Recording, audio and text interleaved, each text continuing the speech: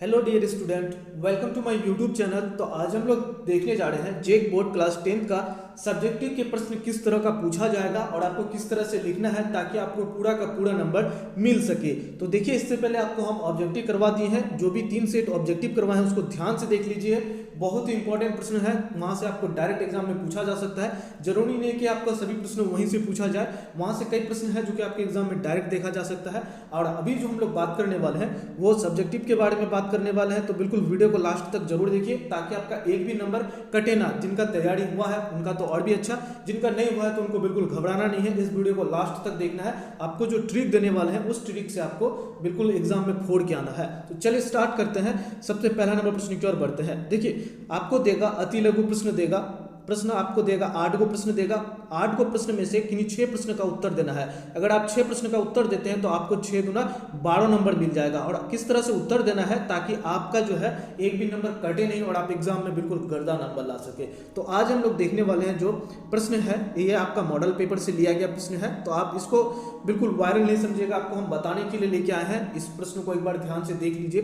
देखिए, प्रश्न है उदारवाद का अर्थ क्या है। उदारवाद का अर्थ क्या है, तो इसका उत्तर लिखना है वह विचारधारा जिसके अंतर्गत मनुष्य को विवेकशील प्राणी मानते हुए सामाजिक संस्था को मनुष्य की सूझबूझ और सामूहिक परिवास का परिणाम समझा जाता है। ये उसी को क्या कहते हैं, उदारवाद कहते हैं। आपको 2 लाइन लिखना है। अगर आपको याद नहीं है तो लिखना है क्या, जो उदारवाद से मेरा यह तात्पर्य है। उसके बीच में आपको कुछ भी याद हो तो उसको लिख देना है। जरूरी नहीं है, अगर आपको याद है तो आप सटीक आंसर लिख दीजिए। अगर नहीं है, उससे रिलेटिव आपको कुछ भी याद है तो उसको आप कम से कम लिखिए। क्वेश्चन को आपको छोड़ना नहीं है।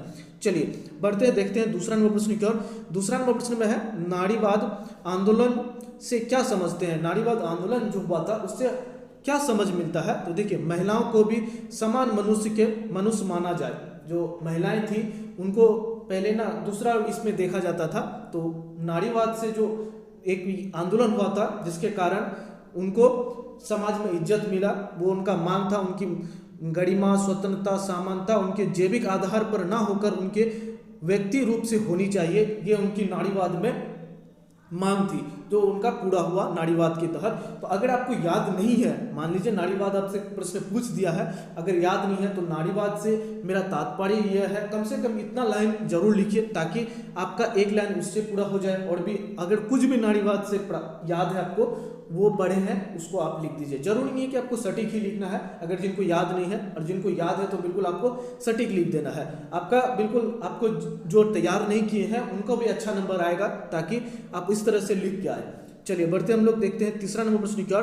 तीसरा नंबर प्रश्न में है विश्व व्यापार संगठन के किन्हीं 2 कार्यों को लिखे। विश्व व्यापार संगठन के किन्हीं 2 कार्यों को लिखना है, जो कि है सबसे पहला आपको कमजोर को एक मजबूत आवाज देना, दूसरा आर्थिक विकास और रोजगार में प्रोत्साहित करना। ज्यादा नहीं लिखना है आपको, अति लघु में 2 ही लाइन लिखना है, 2 से 3 लाइन लिखना है, इससे ज्यादा नहीं लिखना है और आपको बिल्कुल 2 नंबर मिल जाएगा। अगर कुछ भी याद नहीं है, कुछ जो भी आप पढ़े हैं अब तक जो भी पढ़े हैं उसको लिख दीजिए, लेकिन प्रश्न आपको छोड़ के नहीं आना है सब्जेक्टिव में। आपको इस बात का ध्यान रखना है। चलिए देखते हैं हम लोग, आपको क्या करना है आगे प्रश्न में। लघु उत्तरी प्रश्न जो पूछा जाएगा, लघु उत्तरी प्रश्न भी आपको 8 प्रश्न देगा। 8 में से किन्हीं 6 प्रश्न उत्तर देना है। आपको प्रश्न जो देगा वो 8 प्रश्न देगा और 6 का अगर उत्तर देते हैं तो आपको 6 या 18 नंबर मिलेगा। तो बिल्कुल इसको ध्यान में रखिए किस तरह से लिखें ताकि आपका बिल्कुल 6 जो आप उत्तर दें आपको पूरा का पूरा नंबर मिले। देखिए, एक प्रश्न हम लिए हैं जलियांवाला बाग हत्याकांड पर संक्षिप्त नोट लिखें। कुछ भी आपको दे सकता है, लेकिन आपको यह है कि आपको प्रश्न छोड़ना नहीं है। मेन टारगेट आपको क्या रखना है, प्रश्न छोड़ना नहीं है। आपको जो भी पढ़े हैं अब तक जो भी पढ़े हैं उसको जरूर, उससे रिलेटिव अगर कुछ पढ़े हैं तो बहुत अच्छा है, नहीं पढ़े हैं तो कुछ भी आता है तो वो लिख देना है आपको। जैसे आंसर डाल के हम लिखे 13 अप्रैल 1919 को एक दुखद घटना घटी। कहाँ पे घटी थी, ये अमृतसर में घटी थी। और इसमें क्या क्या था, निहत्थे भारतीयों पर, मासूम भारतीयों पर अंधाधुंध अंग्रेज के द्वारा गोली चलाई गई थी। और इस हत्याकांड को अमृतसर हत्याकांड के रूप में भी जानते हैं। इसको हम लोग किसके रूप में भी जानते हैं, अमृतसर घटना के रूप में भी जानते हैं। तो जो भी आपको पता होगा वो लिखना है आपको, लगभग आधा से ज्यादा पेज में लिखना है। तो आप इस बात का ध्यान रखेंगे, आप प्रश्न छोड़ के नहीं आएंगे। चलिए देखते हैं इसके आगे और भी प्रश्न हम लोग देख लेते हैं। 10 नंबर प्रश्न में है लोकतांत्रिक व्यवस्था की किन्हीं 2 चुनौतियों की चर्चा करें। लोकतंत्र व्यवस्था में जो है कौन कौन सा 2 चुनौती होगा। तो देखिए, सबसे पहले आपको क्या करना है, इसमें अगर पूछ देगा तो लिखना है लोकतांत्रिक व्यवस्था की किन्हीं 2 चुनौतियां निम्नलिखित है, ये जरूर डालिएगा। और उसके बाद लिखना है आपको शिक्षा शिक्षा का अभाव। शिक्षा के अभाव के कारण क्या होता है, भारत में शिक्षा का कमी है, ज़्यादा लोग अशिक्षित है, फलस्वरूप जनता प्रजातंत्र का महत्व नहीं समझती है, उससे अपने अधिकार और कर्तव्य की सह जानकारी नहीं होने के कारण सरकार के कामों में दिलचस्पी नहीं लेती है। लोकतंत्र में ये सबसे बड़ा एक प्रॉब्लम आता है, शिक्षा का अभाव। उसके बाद है मतदान का दुरुपयोग करना, मतलब जिस तरह से क्या होता है, भारतीय प्रजातंत्र में जनता मतदान का महत्व को ही नहीं समझ पाता है। कोई अगर एजुकेटेड ही नहीं रहेगा तो वो क्या समझेगा मतदान, वोट का मतलब क्या होता है, महत्व क्या होता है। वे अपने मतदान का दुरुपयोग करते हैं, बूथ छापेमारी, असामाजिक तत्व, उपद्रव के कारण लोग अपना मतदान ठीक से नहीं कर पाते हैं। सबसे पहले बात है कि अगर शिक्षा ही नहीं रहेगा तो वो क्या समझेगा वोट का महत्व। अगर आपको शिक्षित हैं तो आपको पता चलेगा जो कौन सबसे अच्छा काम कर रहा है, किनको वोट देना चाहिए, आपका क्या उसमें अधिकार है, क्या कर्तव्य है, उसको भी आप, शिक्षा होगा तभी आप निभा पाएंगे उसको। तो ये आपको लिखना है, आपको बिल्कुल बना के लिखना है, अपने शब्दों में लिखना है। कोई कॉपी पेस्ट आप लोग जो करते हैं वो बिल्कुल नहीं करना है रट्टा मार के। जो अपने शब्दों में लिखता है ना, बिल्कुल आपको उसको गारंटी मानिए जो 3 में 3 नंबर मिलेगा। अपने शब्दों में लिखने का प्रयास कीजिए आप लोग। चलिए बढ़ते हैं हम लोग 11 नंबर प्रश्न की ओर। 11 नंबर प्रश्न में है बहुदलीय व्यवस्था पर संक्षेप लिखें। देखिए बहुदलीय व्यवस्था एक ऐसी राजनीतिक व्यवस्था है जिसमें एक देश के अंदर विभिन्न राजनीतिक पार्टी चुनाव में भाग लेती है और उससे जिस पार्टी को जनता का बहुमत प्राप्त होता है वो सत्ता में आती है। जैसे बीजेपी को अभी बहुमत प्राप्त है तो वो सत्ता में है।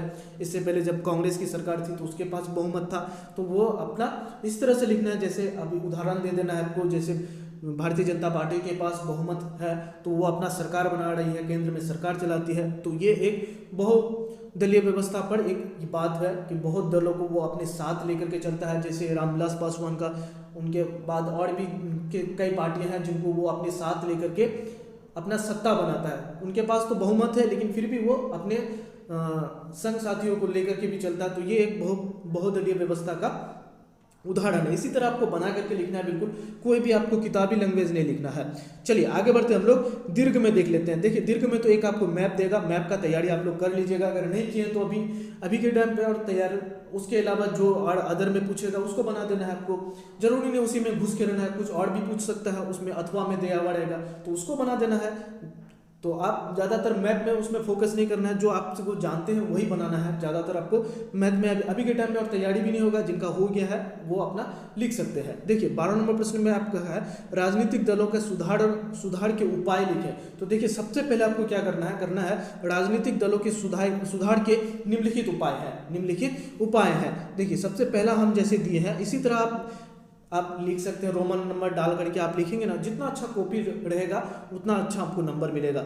ये जो नंबर मिलेगा आपको इसमें वो आपका 5 नंबर करके एक प्रश्न का आपको मिलेगा। तो बिल्कुल आप अच्छा से लिखेंगे, सजा करके लिखेंगे। अगर मान लेते हैं आपको कुछ भी नहीं आता है तो बढ़िया से जो भी आप 10th में नहीं पढ़े उससे पहले जो भी पढ़े उसको सजा करके लिखना है, ताकि आप एग्जाम में जाके बिल्कुल एक भी प्रश्न छोड़ के ना आए। देखिए एक है दल बदल विरोध कानून। तो इसमें इस नियम के तहत विधायक एवं संसदों के चुनाव के बाद दल बदल पर रोक है। जो भी विधायक एवं संसद दल बदलेगा वह विधानमंडल में अपनी सीट खो देगा। ऐसे इसलिए किया गया है क्योंकि निर्वाचित राजनेता मंत्री बनने या मौद्रिक पुरस्कार प्राप्त करने के उद्देश्य से दल बदल कर रहे थे। तो ये दल बदल कानून एक राजनीतिक दलों में एक सुधार का एक आया। उसके बाद एक और भी हम लिख दिए जैसे संपत्ति आपराधिक मामलों का विवरण। उसके बाद और भी है जैसे हम दिए हैं आयकर रिटर्न दाखिल करना। ये भी एक ये आपका राजनीतिक दलों के सुधार के एक उपाय है। तो ये आप इसी तरह से आपको बना के लिखना है। ये जो आपको लिखना है कम से कम आपको ध्यान देना है कितना वर्ड में लिखना है। आपको 250 शब्द में लिखना है। आपको लगभग 1.5 पेज के आसपास लिखना है। 1.5 पेज के आसपास लिखेंगे तो आपका पूरा जाएगा 1.5 या 2 पेज। 4 क्वेश्चन आपको बनाना है और जो भी पढ़े हैं, अगर नहीं भी आता है कुछ भी आता है जो इससे पहले पढ़े उसको भी आपको लिख देना है। लेकिन क्वेश्चन जो है आपको नहीं छोड़ के आना है। एक भी प्रश्न आप सोच के ही जाना है, जो एक भी प्रश्न आपको छोड़ के नहीं आना है। तो चलिए फिर मिलते हैं हम लोग सुबह। इसका जो भी हम ऑब्जेक्टिव और करवा देंगे आपको, ताकि एग्जाम में जाके बिल्कुल गर्दा मचा पाए। फिर मिलते हैं नेक्स्ट सुबह में, तब तक के लिए इतना ही। जय हिंद।